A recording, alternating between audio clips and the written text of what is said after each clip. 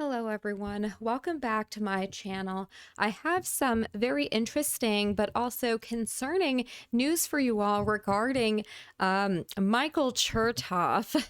For those of you who don't know, Chertoff used to be the Secretary of Homeland Security in the wake of 9/11, and he was also one of the co-authors of the PATRIOT Act, most likely a co-conspirator in that event, and he's been apparently undertaking secret assignments for the U.S. Supreme Court. They are paying his firm, the Chertoff Group, to do this. And it is very interesting because Michael Chertoff was the first person that they were proposing to be head of the DHS Governance Board, which was going to be the DHS Disinformation Council. And then they ended up settling with the crazy lady, Nina Jankowicz.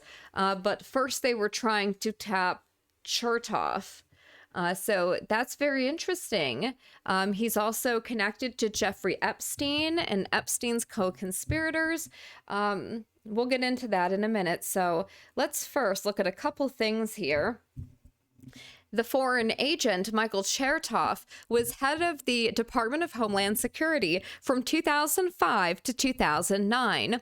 An Israeli national and son of a Mossad agent, Chertoff was the key official who supervised the non-investigation of 9/11 and the destruction of the crucial evidence. Chertoff was behind these crimes. We've got another one here from Chertoff to Elamir to Homeland Security, the connection. Chertoff, the terrorist, may be a concept that is difficult to grasp, but it is the truth. Chertoff was a key player in the FBI FF of the WTC in 1993 and the mastermind of the 9/11 cover-up. A real investigation would begin with the arrest of Chertoff. The U.S. has spent a jaw-dropping $791 billion on quote-unquote homeland security since 9/11. To give you a sense of just how big that is, Washington spent an inflation-adjusted $500 billion on the entire New Deal, despite sucking up a sum of money that could have rebuilt crumbling infrastructure from coast to coast. This new agency and the very concept of homeland security have largely flown beneath the media radar with disastrous results. From quote, homeland security, unquote, the trillion-dollar concept that no one can define.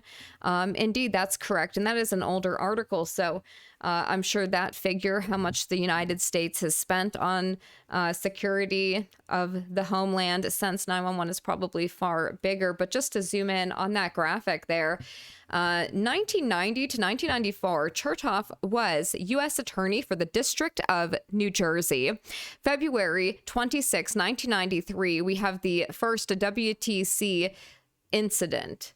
1998, foreign intelligence reports given to the chairman of the House International Relations Committee, Republican New York, Ben Gilman, accused Dr. Magni Al-Amir of having had financial ties with Osama bin Laden for years, according to August 2nd, 2002, Dateline NBC News broadcast. In 1999, Magdi Al-Amir and brother Mohammed were named suspects in Operation Diamondback, an FBI/ATF undercover infiltration of Pakistani criminals who sought to arm bin Laden with conventional and nuclear weapons, according to researcher and former New Jersey police officer Alan Duncan. Moving forward, June 20th of 2000, Chertoff defended accused bad person financier Al-Amir in a $16.7 million civil lawsuit by the state of New Jersey, according to a June 20, 2000 article in The Record. October of 2001, Chertoff was appointed head of Operation Green Quest, a multi-agency initiative to target sources of funding for international bad guy activity, according to a U.S. Customs Service press release. May of 2001, Chertoff was confirmed Assistant Assistant Attorney General of the Criminal Division at the DOJ.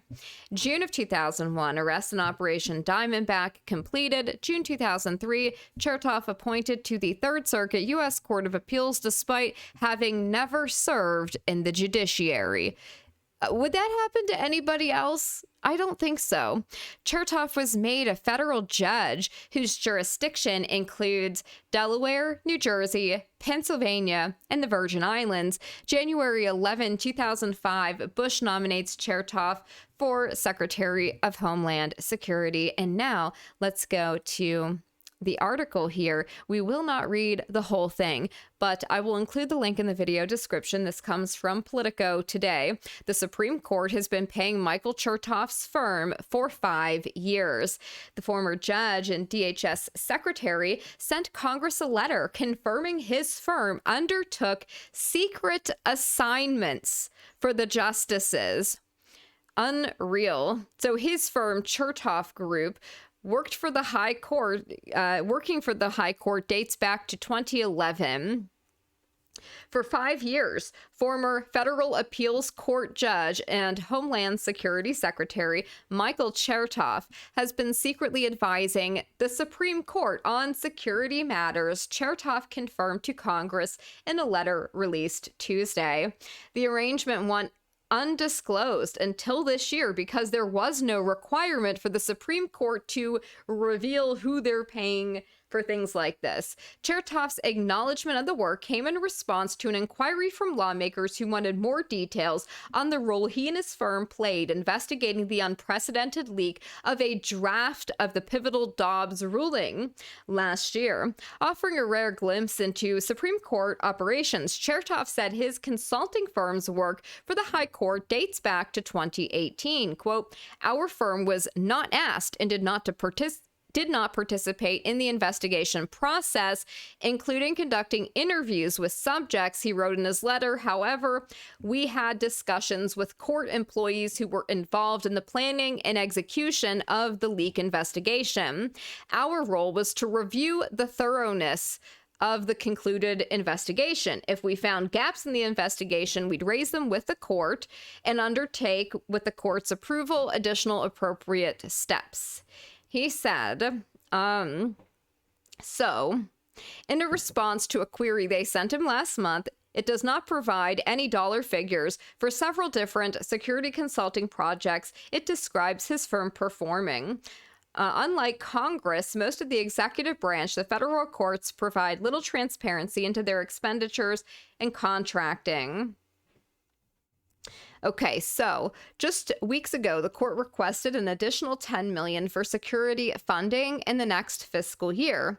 That may be necessary, but taxpayers also deserve to know where that money is being spent. I think that that is absolutely correct. Chertoff said Chief Justice Roberts' office reached out last November to ask his firm, the Chertoff Group, to assess the leak probe. A contract addendum was signed and the firm personnel received briefings from court officials.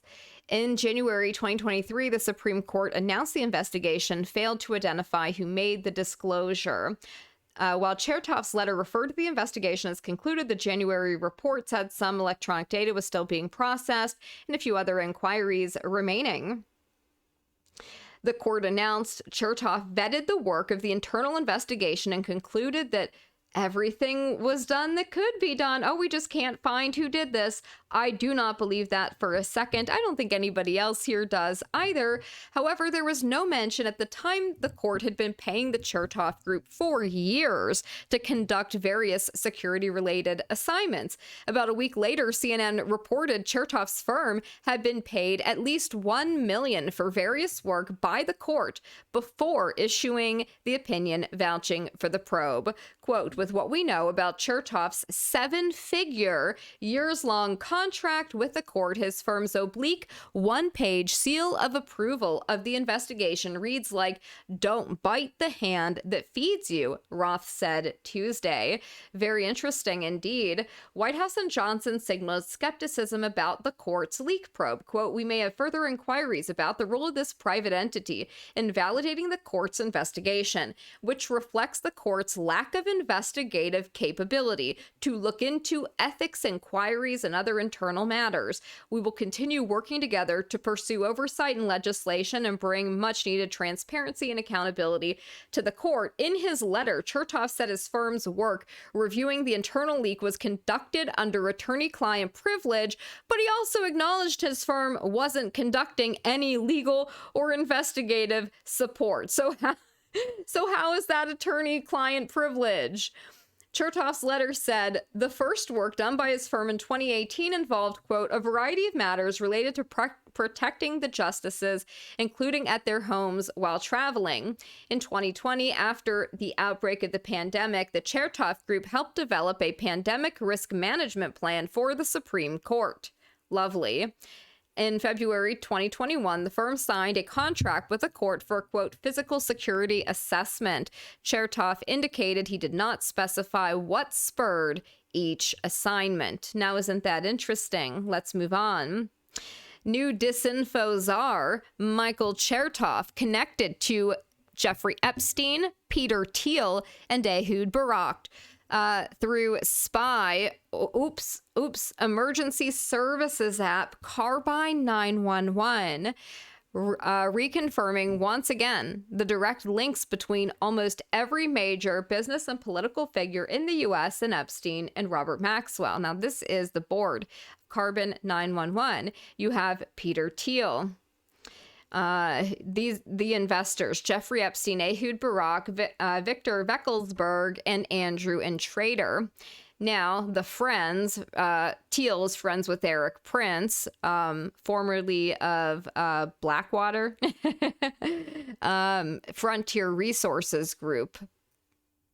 That has Litel Lashem, ex-Black Cube IDF captain, Amir Elichai, former Israeli intelligence, and Alex Dizengoff, cybersecurity for Israeli PM. Those are the founders of Frontier Resource Group. And then, founders of Carbine 911. We have Pinkas Burkus on the board. He was also a Brigadier IDF 8200 board member, APEC member, Government of Israel chief scientist. I mean, it's just amazing. The advisory board for this app has Michael Chertoff, Homeland Security Secretary, Patriot Act co-author, Elliot Tawil, property developer, Trump donor, very interesting, and Trey Stevens, Palantir, Trump DOD transition chief. Carbine 911. Look into what Carbine 911 was, because it's a really disturbing application that wanted to basically, it was like a 911 triaging system that would link up with technology. So if there were other cameras in the area and maybe you were in an accident and you needed emergency services to come, Carbine 911 would pick up on different cameras in the area, assess the situation, the emergency situation, and then kind of triage and contact 911 for you.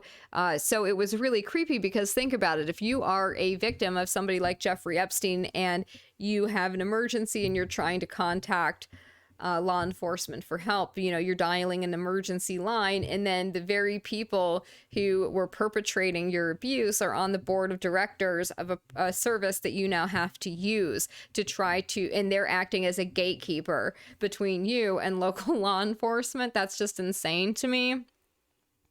But anyways, yes. So, and then there's, of course, Chertoff's mother. Anyways, I'll include the links to everything in the video description. I highly recommend everybody read this full article here. This details a lot of really, really interesting things about Mr. Chertoff that are very, very hard to find.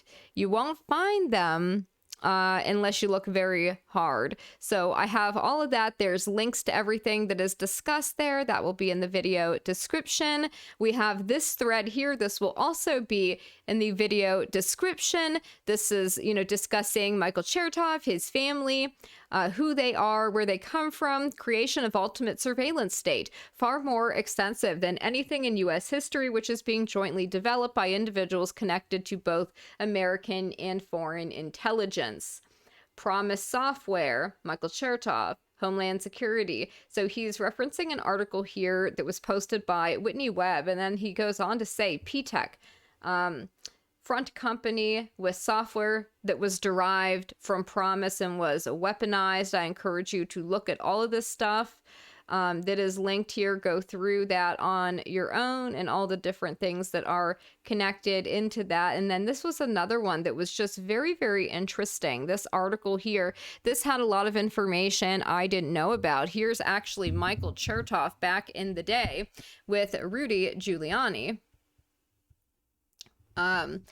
So that was, I think it's just really interesting stuff that maybe you didn't know about, and what was going on here. Part of the 9/11 cover-up is covering up for crime families and stuff like that. So anyways, I just wanted to give you guys this information because I thought that was kind of crazy that here Michael Chertoff is being paid to do secret assignments for the Supreme Court. And by the way, guys, this is just what he voluntarily disclosed. There could be more that we don't know about.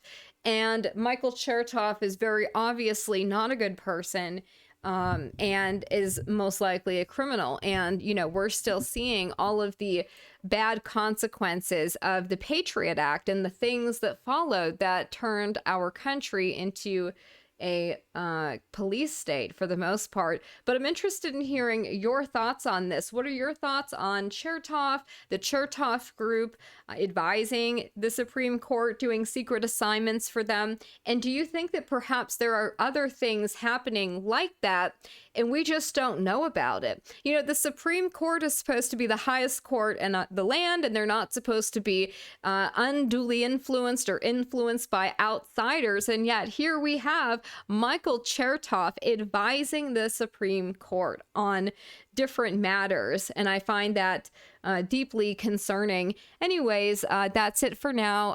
I hope you guys have a good day.